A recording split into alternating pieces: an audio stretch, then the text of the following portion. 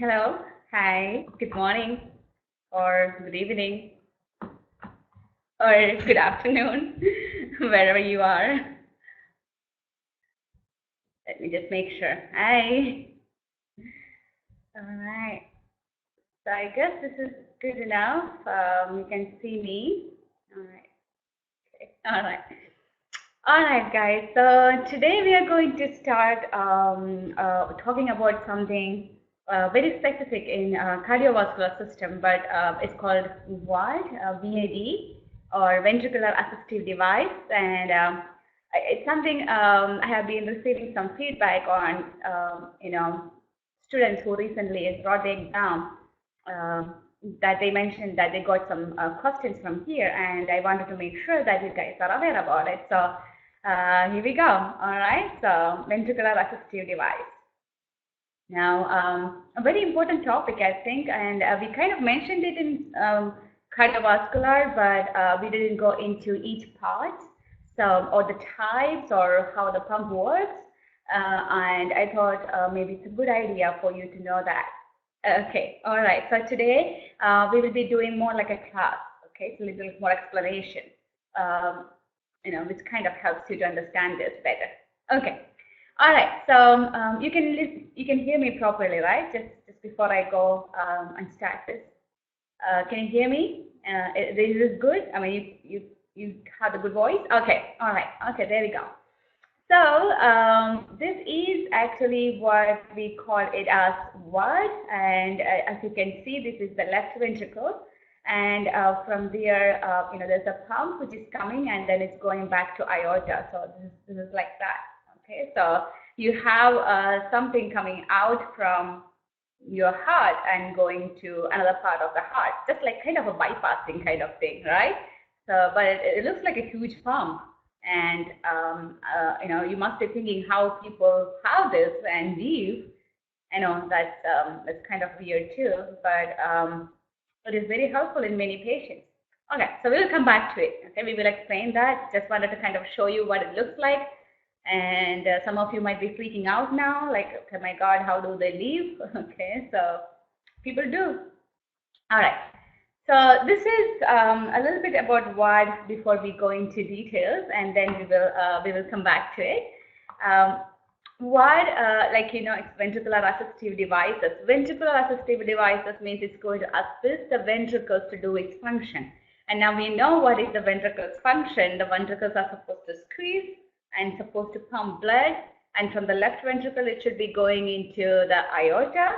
And the right ventricle, it should be going into the pulmonary artery and to the lungs for, oxygenation and everything. So that's what ventricles are supposed to be doing.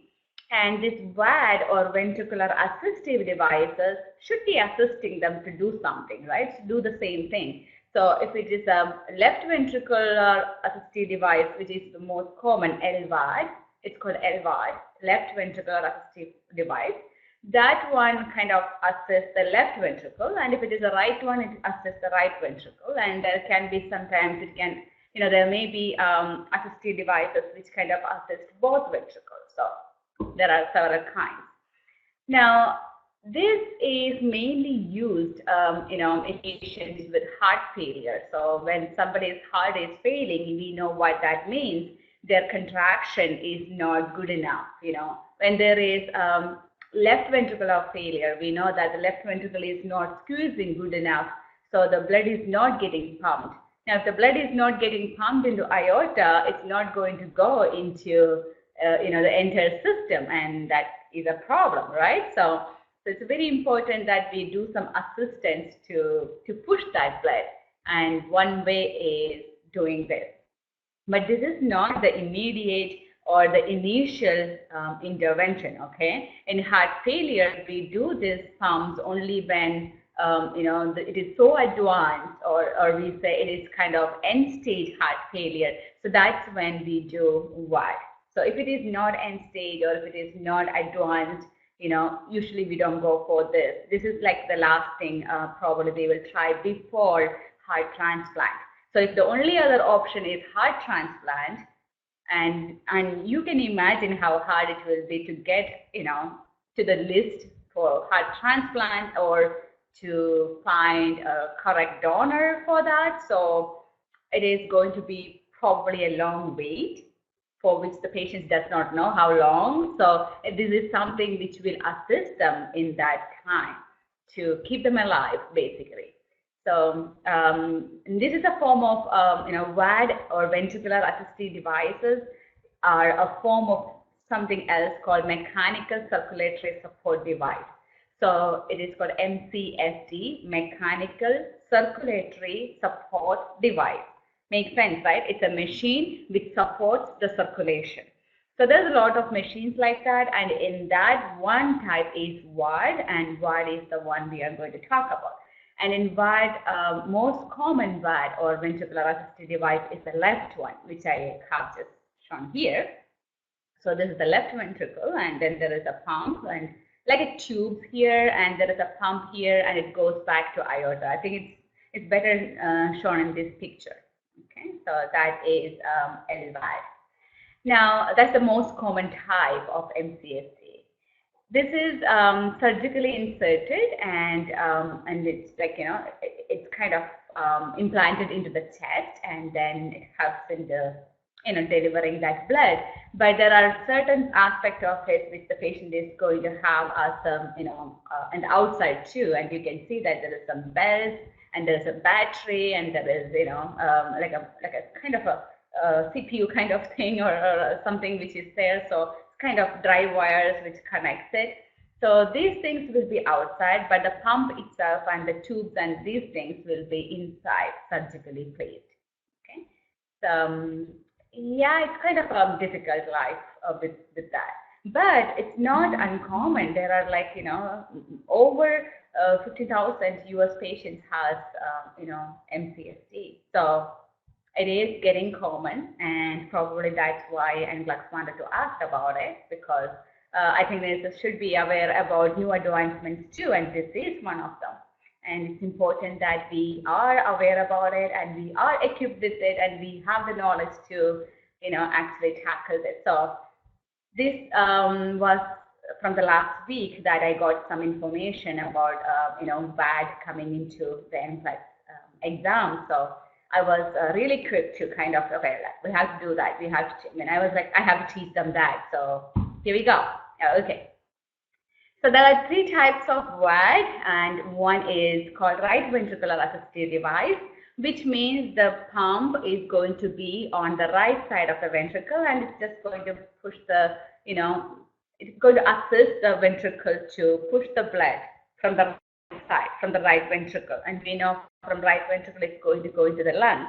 So that is the RVAD, or right ventricular assistive device, and not that commonly used because patient will stay in the hospital for this, and it is usually on short-term purposes.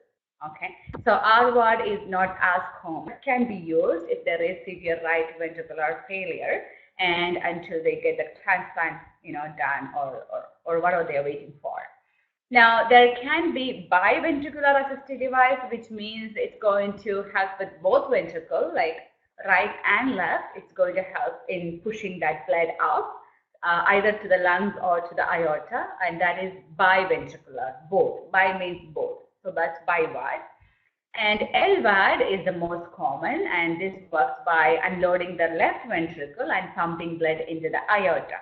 So in LVAD, it's very easy to remember. I mean, it's left ventricle, so left ventricle is getting some pump. If you have seen water taken from the well, there's a motor, and with the motor you can pump the water up from the well. So just like that, this pump is there, and it's going to take all the blood from the left ventricle and pump it to aorta. I mean, that's what's going to happen. So basically, because the left ventricle cannot do it itself, it's kind of, failure. So that's why. All right, and you can imagine if it is not there, the patients are going to probably die because left ventricle ejection fraction is too low for these people. Okay. So what are the parts of LVAD? And that's something which we need to know. There is an inflow cannula and there's an outflow cannula. Now that should be something easy to remember, because inflow cannula means it's it's coming from the left ventricle into the pump, and outflow cannula means it carries blood from the pump to the ascending aorta. Okay, Jabjeet, can you hear me? Can you hear me, Jabjeet? I'm just asking to make sure that my voice is okay. Yes, okay. So Rajita, I think it's a local issue, so because the others can hear me. Okay. An inflow cannula is drawing blood from the left ventricle to the pump, and outflow cannula is carrying the blood from the pump to the ascending aorta. So one is coming from here, and the other is going there. Okay. So that's inflow and outflow. Now, pump is located at the apex of the left ventricle, and there are two types of pumps. We will talk about them. There is a pulsatile and a continuous. But the pulsatile pump is not being used much. The continuous is the most common one.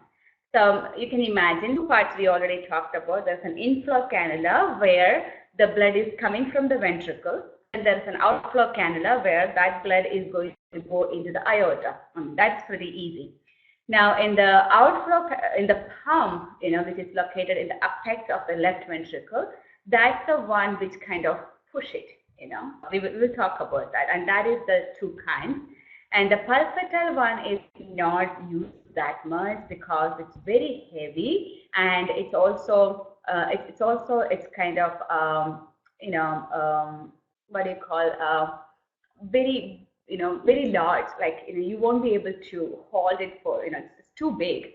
So you can imagine if surgically, if you have to put it inside, it's going to be kind of very big. So, and durability issues too. So nowadays, not much pulsatile one. The main one which we are going to use is continuous. The pulsatile is good because was good in a way where you can actually get a pulse. It's going to be like the actual heartbeat kind of thing. But and there are some pulse issues when it becomes continuous one. But taking into consideration its weight, its size, its durability, problems and everything, the pulsatile one is not much used nowadays. It's mostly continuous one.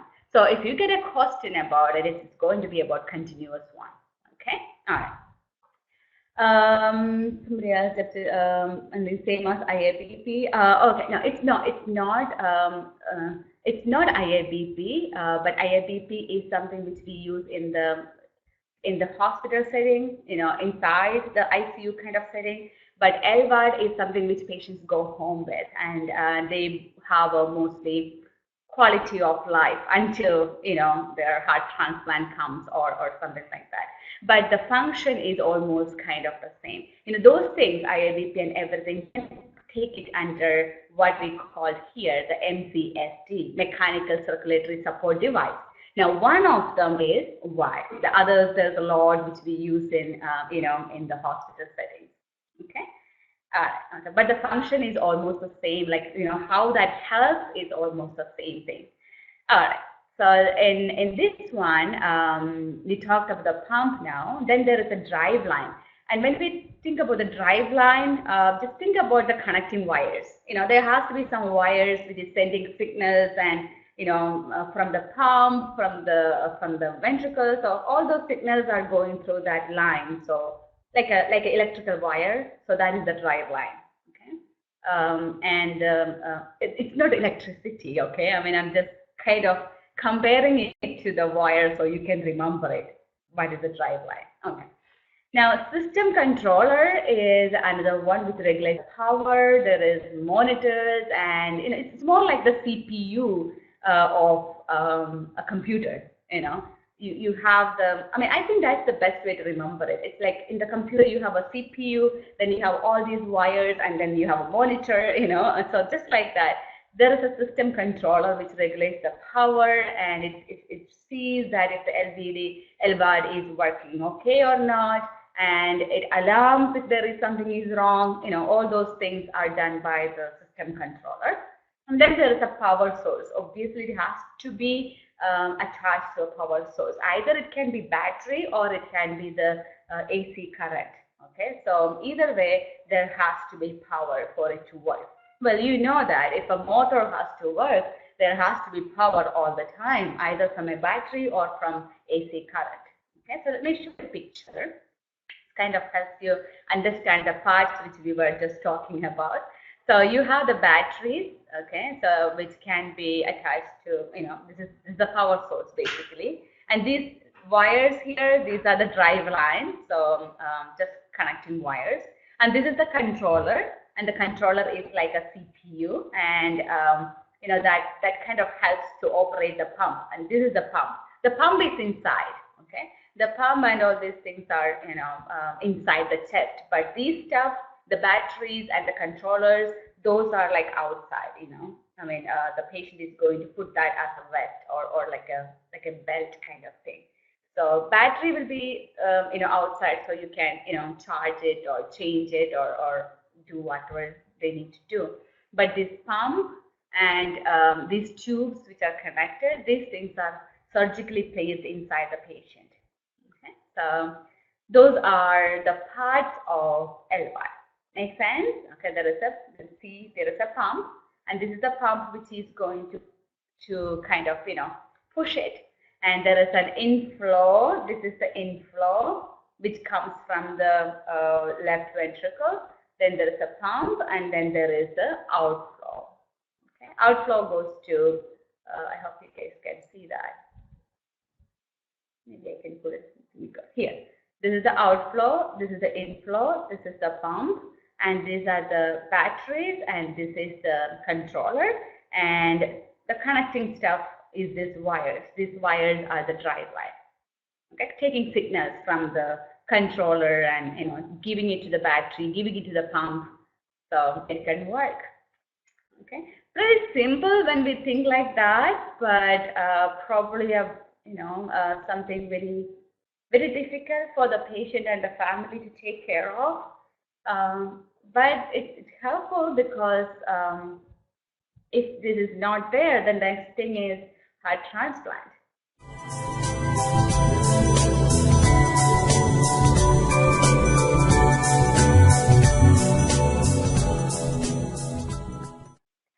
All right, so now that we talked about that, something which I'm going to go back to is continuous flow pump. Remember I said there is a pulsatile one and a continuous one, the pump, okay, the changes, the two kinds of pumps. So, and we said the pulsatile one is not that used. The most commonly used one is a continuous pump. So I'm just going to explain about what continuous pump means, okay. This is just like any other motor, okay, like the motor from the motor which you use to pump the water or something, okay, just think about that. Now, these pumps, they are going to work continuously throughout the cardiac cycle, and this motor is going to rotate, okay, and they won't say motor, the name which they use is central rotor. Okay, so it's basically like a motor, but the name which they use for this specific thing is central rotor. Just remember that. Now, what it does is it kind of moves, and you can adjust how fast or how slow this motor has to work. Okay, and a cardiac team or the VAD team usually makes that decision. How many times this motor has to, rotate. So that it can pump according to the patient's needs.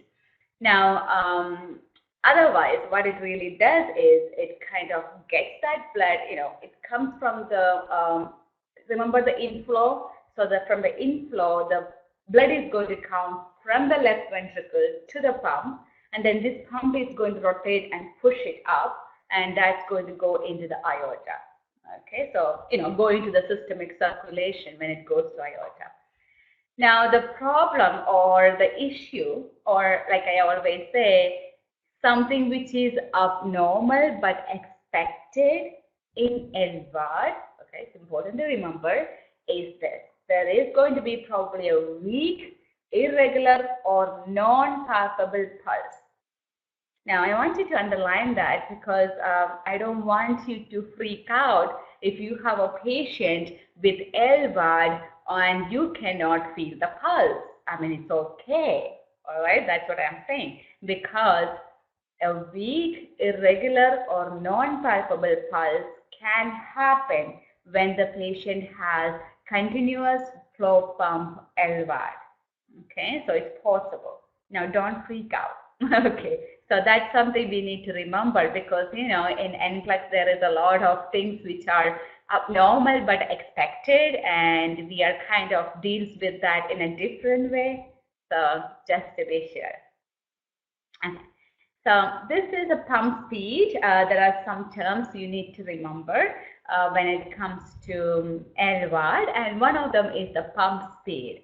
Now, this is what I was talking about, how fast the rotor or the motor, is rotating. And there is a specific unit which we used for that, and that's called revolutions per minute. Revolution per minute. Like in 1 minute, how many revolutions? Now, there is no set one for all the patients. It depends on the patient's condition. So how many times the motor has to, revolution or do that rotation is going to be determined by, after doing a lot of tests. Like they will do hemodynamic stuff, they will do echocardiogram, and there will be a VAD team. A VAD team meaning, there will be this cardiologists and the technicians and all the people who are specialized with, ventricular assistive devices. They are going to make a decision on how much the speed they have to put. Okay, like how it should spin, how many times it should spin. So once that is being said, the patient and you should know what is the RPM for that patient. Now that must be different from somebody else, but we have to have an idea of what is the RPM for this patient. Because when it comes to LVAD, the only thing which can be adjusted, not by us, okay? We nurses don't adjust those stuff. We don't know. It's not in our scope of practice, but we can assist the VAD team in doing that. Now that's the only thing we can adjust, or the VAD team can adjust. Okay, when I say we, I mean the VAD team can adjust is the RPM. Now that is determined, I mean, that can change. Like maybe if I have LVAD, and if I have an RPM now, after some time or after some months when I go for the follow-up, I mean, they might change my RPM, depending on my condition at that time, because things change. Okay, all right. So that is one term I would like you to remember, the pump speed, and the pump speed is in RPM. And when we say pump speed, we are talking about this rotation, how fast it is going to spin, basically. Okay, because I think the faster it's going to spin, it's going to be pushing too much, faster the blood. Okay. All right. The other term which we need to remember is the pump flow. And this is the blood flow through the LVAD estimated on the pump speed and power, which means basically when we say pump flow, we are kind of talking about the cardiac output. You know what cardiac output is, like the amount of blood which is, getting ejected, right? It's heartbeat, how much is coming per minute. So that's what we are going to calculate, stroke volume and heart rate. I hope you remember that. Okay. So basically when we say pump flow in a patient with LVAD, we are talking about what is the cardiac output, how much blood is, coming out through the pump. And that can be calculated because the pump, because everything is going through that pump, right? So that is the pump flow, or the amount of blood, okay, output, okay. And that will be in liters per minute. Now, the pump power is a measure of voltage and current, which is basically how much power is there taken by the pump, or from the battery or from the AC current. So it's just how much current, how much power is needed. So that is pump power. Now this is something which I would like you to kind of underline and write it down. A gradual increase in power may be a sign of thrombus. Now that is an issue, right? because just kind of imagine what happens. Let me go back to that that thing here. Okay, so just imagine if there is some kind of thrombus formation right here. What's going to happen? I mean, when the next blood comes from the, through the inflow, when the blood comes from this, left ventricular, it is going to take the thrombus to the other side through the pump, and it is going to go into the aorta, right? I mean, when it goes to the aorta, that's like out of our hands, because now it can go anywhere in the system. And it can give a stroke or PE or MI or anything can happen. So that is a really bad situation if there is a thrombus. Now, why do we know, or what happens if there is a thrombus? There is that slide here. So why am I saying it's a sign of thrombus if there is increase in power? You can imagine, see, there is a certain power which is needed for the pump to work. Now that we are talking about when there is regular blood flow without any clots or anything. Now if there is a clot, it is going to require some additional power, because clot is something more thicker than, or which needs more push than the actual normal blood flow. So the pump is going to make a little bit more power, or take a little bit more power. And that can trigger the nerves, oh my, why is the pump taking more power? There is a gradual increase in the power taken by the pump, which means the pump is trying harder to push something. And what is that something normally, or in this situation? It can be a thrombus. So it is a priority to report. Does that make sense? Okay. So if there is a gradual increase in power, that's something you need to let the doctor or the VAD team know, because that can be a sign of thrombus. Okay, all right. Now this is another term which is important when it comes to VAD, and that is called pulsatility index, or PI. Pulsatility index, or PI.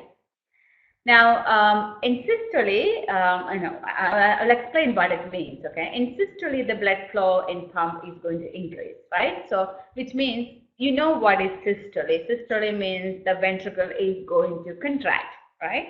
So, when the ventricles are going to contract, the inflow, the blood which is coming out from the ventricle into the pump is going to increase, right? Natural, common sense. I mean, it's contracting, blood is coming out. Well, fine. And in diastole, it is going to decrease, which means when the ventricle is relaxing, there is not much coming out, so it's going to be decreased, right? So in diastole, it's going to decrease.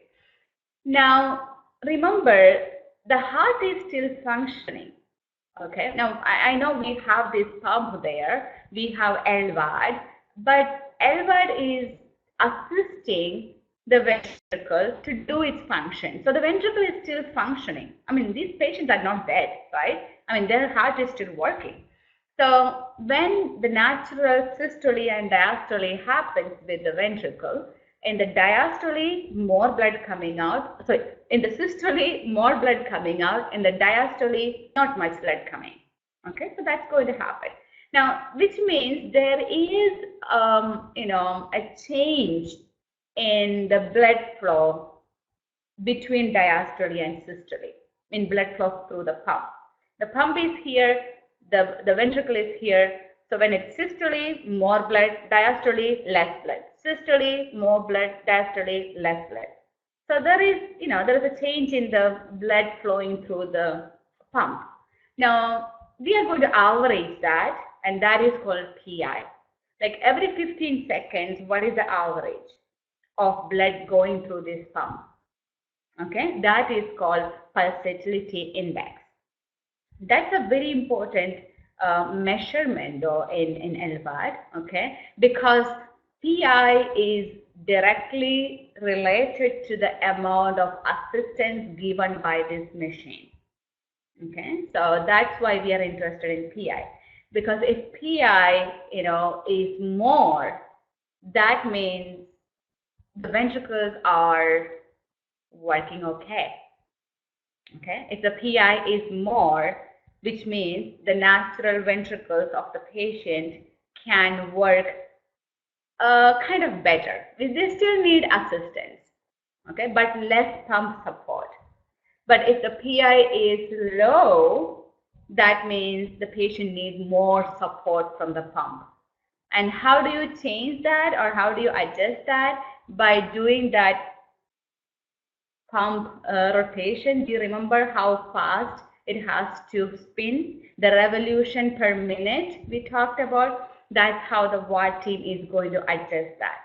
So pulsatility index is going to help the VAD team determine how much RPM should be set for the pump. Now it can change according to the patient's condition. When the patient's condition is getting worse, they might need more support, okay, which means their PI value is going to be lower. But if the patient is doing good, if their ventricles are still doing its work, then the PI is going to be high, which means they don't need that much support. Okay. Now, so if something is going down and the pump support is good, then it's inversely proportionate, right? That's what math says.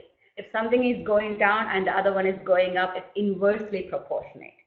Okay. Directly relationship meaning if something is going up, the other one is going up too, but that's not the case. Does that make sense, Emily? So this is inversely related. Okay. So the patient request, but I want you to understand the concept, because if you understand the concept, you will understand what it means, and it's very important to know that. Okay.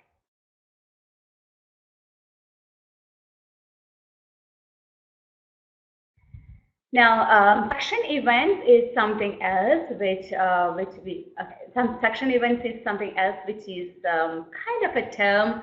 I'm not sure if that's going to come in the exam, but something related to the VAD. So I want you to know that what that means.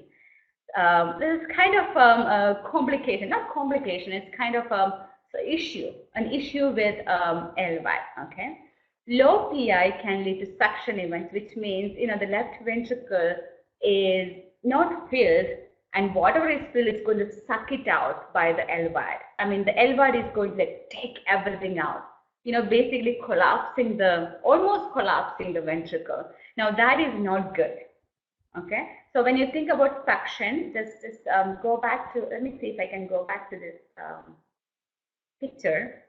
See. So if it is here, okay, the LVAD is going to basically just boom, take everything out from that, from that ventricle, okay. So this one is going to just suck it out, and that is not really good, and that's why we are worried about the suction events. Let me see if I can get that. Oops, not there. We are not there yet. Here, suction events.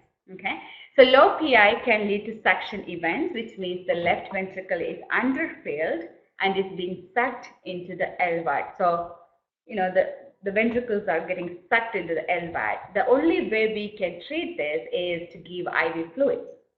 Okay, but we are not the one who is going to decide on that. We need to first contact the VAD team. Now, remember, the VAD team consists of all those, specialty people, like the cardiologists, the surgeons, and the VAD technicians, and people specialized with this.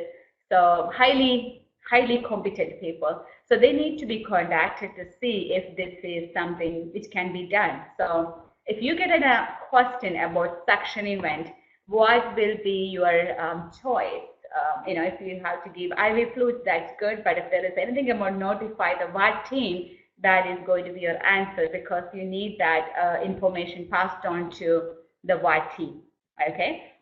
Now, the VAD team may decrease the RPM, which means the rotation it is going on, the revolution per minute, the spinning per minute. So they might decrease that, and that will reduce the speed of the device.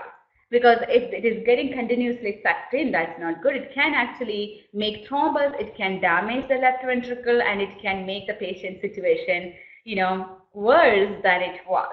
So that's one thing we can do. Okay. Now, LVAD depends on adequate preload. Now, preload means how much blood is circulating in in the system, like how much is coming back to the right ventricle or right atrium. So how much blood is coming out, okay, to the for deoxygenation, for oxygenation, and going back to the blood. So if there is dehydration or if there is not enough blood circulating, then that can lead to suction events. Now that is really bad thing to happen. So that's why we want to make sure that these patients are not going to get dehydrated. We have to monitor so that we can avoid dehydration. We can avoid over-diuresis. Like you can imagine the VAD is LVAD and this stuff is actually given to patients who have heart failure, right? So if somebody has heart failure, and if you are giving, this diuretic medication, I mean, which can happen because we use diuretic medication in heart failure patients to get the fluids out. But if some reason it is over diuresis, then they might go into suction event. Okay, so avoid dehydration, avoid over diuresis, avoid bleeding. Because hemorrhage can lead to hypovolemia, and it's the same thing. Okay, so those are the things which we have to prevent, we have to look for.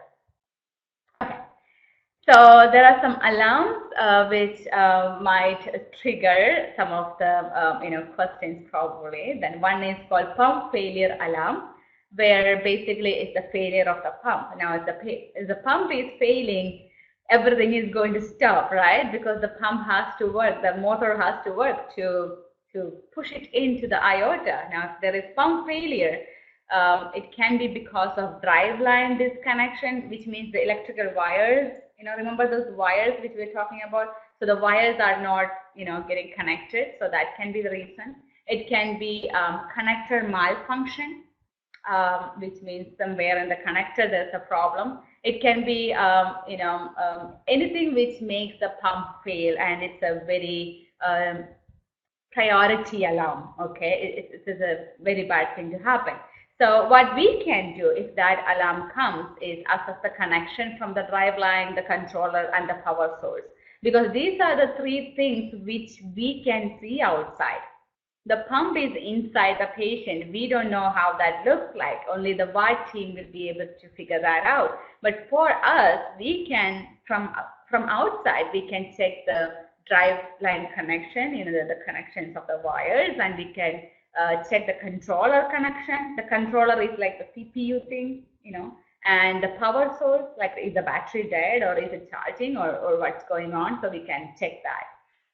And the other alarm is low battery alarm. In that one, the only thing you can do is connect to the battery or new battery, and they should always have battery there available with them, and or connect to the AC power.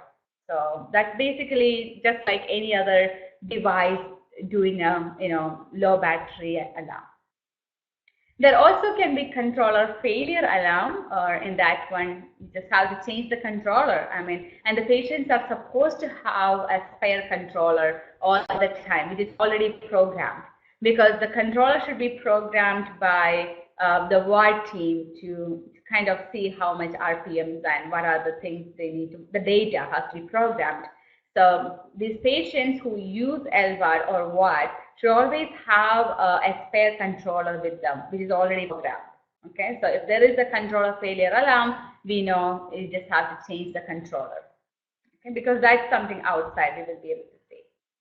Okay, so Beatrice, can you hear me now? Is it okay now?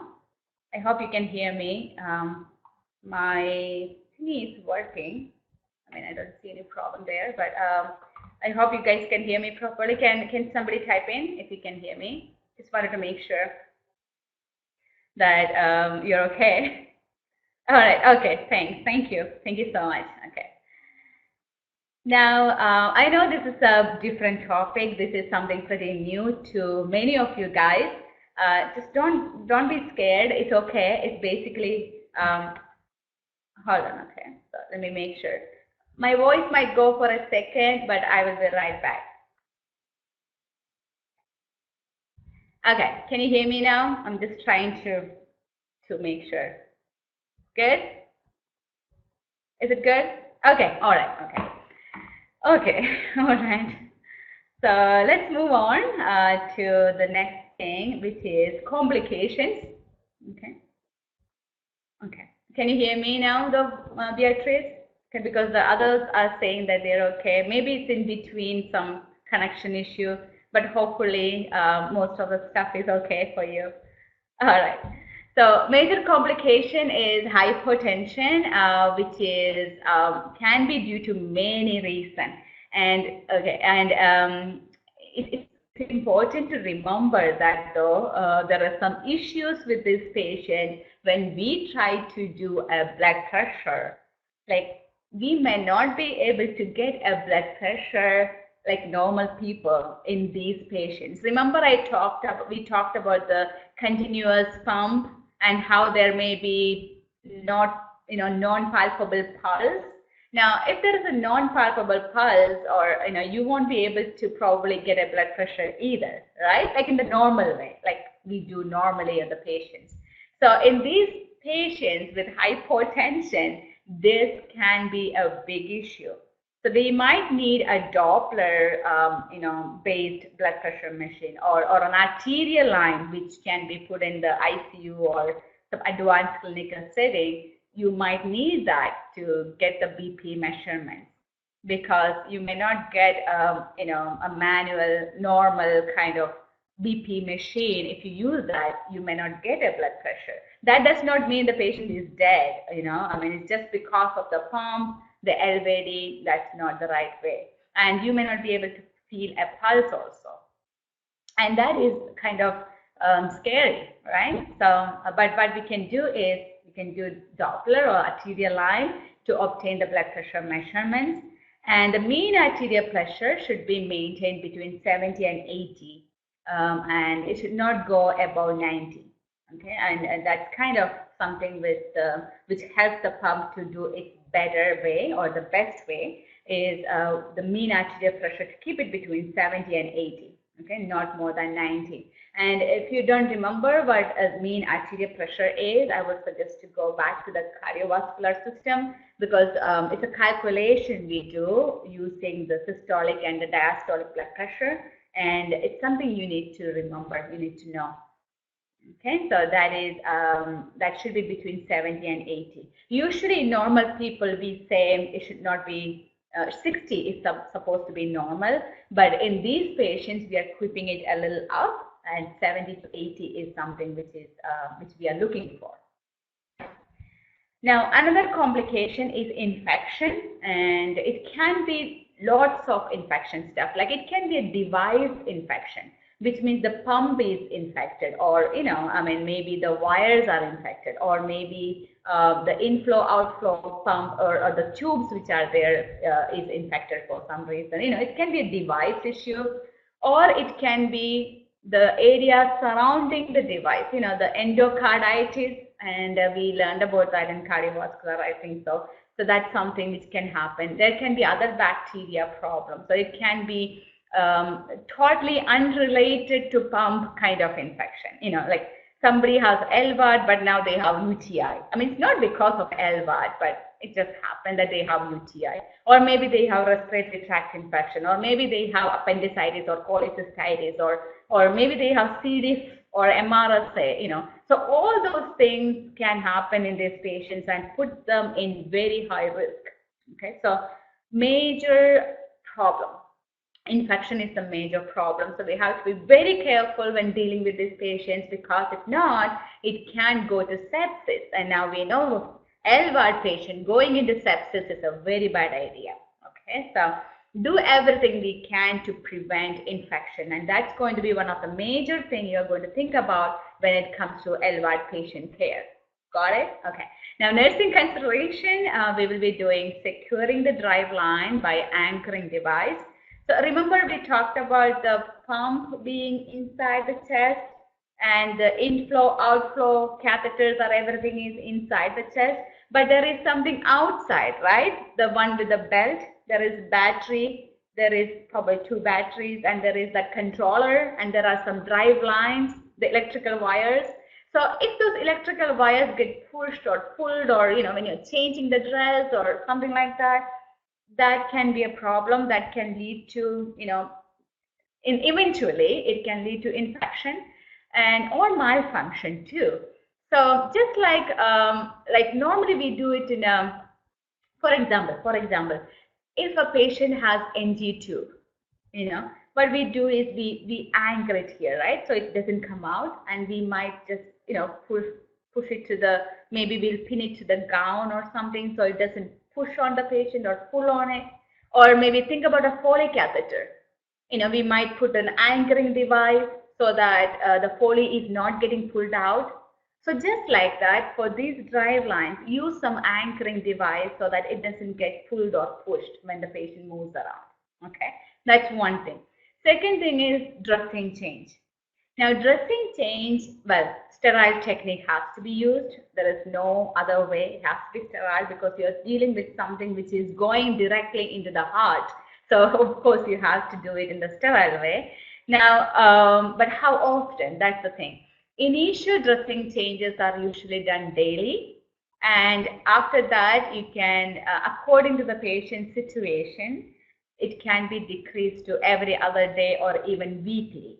Okay, but initially it will be daily. Now, if there's an infection or if you suspect an infection, the dressing change will go back to daily, meaning once a day the dressing change has to be done.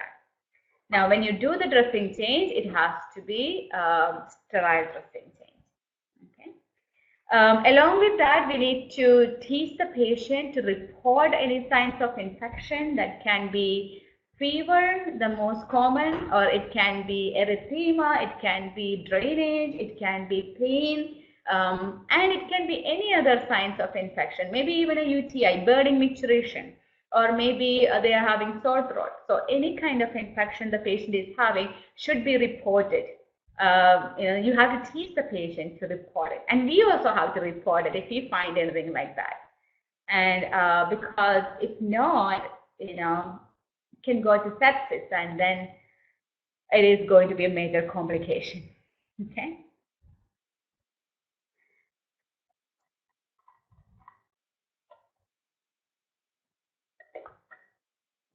Okay. The next complication is gastrointestinal bleeding. Now, probably you are smart. You guys are smart, so you kind of know already that this patient is going to be a lot of anticoagulants, right? I mean, basically, if you're going to put a pump and some wires and some tubes and everything into the heart, obviously we are going to put them on anticoagulants, right? So remember the mechanical valve. Like if patient has valvular heart disease, we are going to do the mechanical valve, and then even if they are in mechanical valve, we have to make sure the INR is little, the 3.5, so they will be on anticoagulation all the time.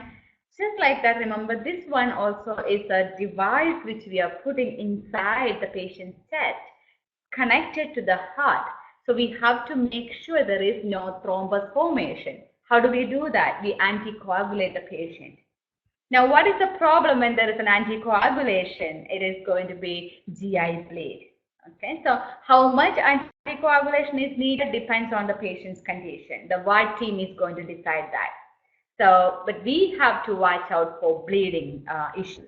Now, that's something we need to teach the patient too, because patients may not know how to monitor for bleeding, especially GI bleeding. We have to teach them about black tarry stools or dark stools or coffee ground emesis or fresh blood or anything like that. They have to report that to the doctor immediately. Okay. Now, what do we do if there is a bleeding? Well, we treat them just like any other patient. So we give them fluids, we give them blood products, we might give them even fresh frozen plasma and vitamin K, because we know vitamin K is helpful in reducing the bleeding, because it's more like a clotting thing. Now, what is the problem with it? Now, they can go from GI bleed to blood clot. Is that good? No. But can we do anything else? Maybe not. So we have to kind of do a balancing action between patient going into GI bleed versus patient going into thrombus. because you cannot completely stop anticoagulants and you cannot completely give vitamin K. So it's like something which you have to, not, I mean, when I say you, it's not you as a nurse, the VAD team has to decide on what is best for the patient. Okay, so it's a balancing stuff. So that's one thing which can be a complication in these patients. Now, these patients might also go into neurogenic events. I mean, neurological events means, there may be some blood clot which is formed, and it might be going through the pump. Now it's going to go into the aorta, and from the aorta, it might go into the, brain, and patient can have a stroke or necrosis, in the femoral area, or it can happen. So it has its risk. That's all we can say. But we will monitor for any bleeding or any neurological events for that matter, and we will be reporting it immediately to the VAD team. Okay. All right. So dysarrhythmias is something else here. Well, because it's related to heart, and atrial dysarrhythmias in patients with VAD is similar to patients without LVAD. I mean, the same way you are going to treat. But this LVAD patients also comes, most of them, the patients will also have the ICD. Now, we talked about ICD in cardiovascular pacemaker session. So it's an implantable cardioverter. So if there is, the defibrillation coming, the VFib coming or something like that, and the ICD will, pick that and will give the shock. Okay, so defibrillate the patient. Now, if they already have an implantable cardioverter, that is a very good thing because it can detect the arrhythmia and manage it. But if not, then we might have to eventually do a CPR on them, and we might be scared to do that because when you do CPR on a patient who has LVE or LVAD, you might dislodge the machine itself, and you might cause more bleeding. It's possible. But if there is a situation where you have to give CPR, then you just follow the ACLS protocol, just like anybody else. But you will watch for bleeding. You will watch for any dislocating that, that machine stuff. And you will, of course, call the VAD team. Okay, that's important. But you will not wait until they come. For you, you're going to start the CPR just like any other patient, if the situation comes to a point. Okay, so that's all about VAD. I know it's a new topic and it's a detailed topic, but just want you to kind of understand how that works and some of the main things we talked about today, like how that works from especially the LVAD. From the ventricle, left ventricle, it's going to come through the pump. It is going to go through the inflow, come to the pump, outflow to the aorta. You may not have a pulse. It may be difficult to get the blood pressure on the patient, but you can always use the Doppler or the arterial lines to get the blood pressure. There are some alarms, and we talked about what to do. And the battery is there, the system controller is there, and there are electrical wires which are called drive line. And there is some power which has to be given. And if there is a lot of power, gradually increase in power, it's a thrombus. And the thrombus is a bad thing. And we know that there is some complications. Infection is the major one, right? So I'm just kind of summarizing everything here so you will remember what we talked about today. Okay, so that was an hour of VAD, and I hope that was helpful because there's something which usually, we don't, people won't give much attention to because it's not that common. But because NCLEX is kind of asking about it, we have to make sure we are on top of it. Now, I will make sure that I'm top of all the things which you need to know for the exam, but you have to be on top of the things which we are doing, okay? So please make sure that you constantly update yourself, because I am constantly updating the course. Every week, this course is getting updated, and you can see that.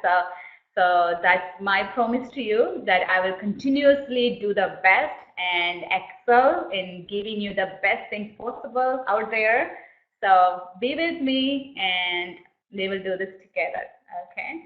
So Beatrice, the PowerPoint won't be sent. It will be a webinar recording and that will be available to you for everybody. It will be available to you on under cardiac, okay? Under cardiology, this webinar will be available to you and on the day, and you will be able to go through it. You will be able to listen to it again, and you'll be able to take notes from it.